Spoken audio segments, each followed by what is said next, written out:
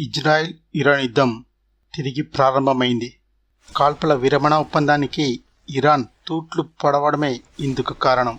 కాల్పుల విరమణ ఒప్పందానికి కట్టుబడి ఉండకుండా ఇరాన్ తిరిగి ఇజ్రాయెల్పై దాడులు చేయడంతో ఇజ్రాయెల్ కూడా కౌంటర్ అటాక్ చేయడానికి సిద్ధమైంది. యావత్ ప్రపంచం ఈ యుద్ధ తలనొప్పి ఎప్పుడు తగ్గుతుందా అని చూస్తోంది.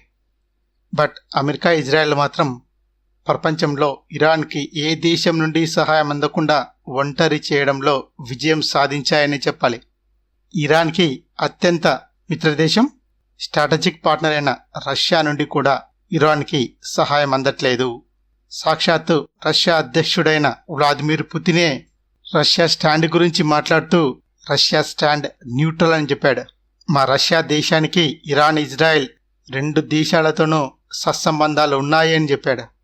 రష్యా నుండి కేవలం మాట సహాయం తప్ప ఆయుధ సహాయం ఇరాన్కు లభించే పరిస్థితే కనిపించట్లేదు. ఇక చైనాను చూస్తే కేవలం మాటలే తప్ప చేతల్లో సహాయం సున్నా. ఇక్కడ కీలకమైన విషయం ఏంటి అంటే అమెరికా, ఇజ్రాయెల్కి వ్యతిరేకంగా ఇరాన్కు అనుకూలంగా యుద్ధానికి దిగే ఏ ఒక్క దేశం ప్రపంచంలో కనిపించట్లేదు.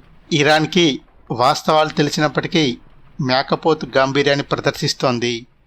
దీర్ఘకాలిక యుద్ధానికి ఇరాన్ సిద్ధపడితే ఇజ్రాయెల్ కన్నా ఎక్కువ నష్టపోయేది ఇరానే.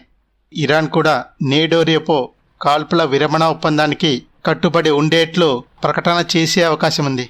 ఇజ్రాయెల్, ఇరాన్లు శాంతిస్తే పెట్రోల్ సప్లై చైన్కి ఆటంకాలు ఏర్పడకుండా ప్రపంచం ఆర్థిక మాంద్యం ముందుకు వెళ్లకుండా ఉంటుంది.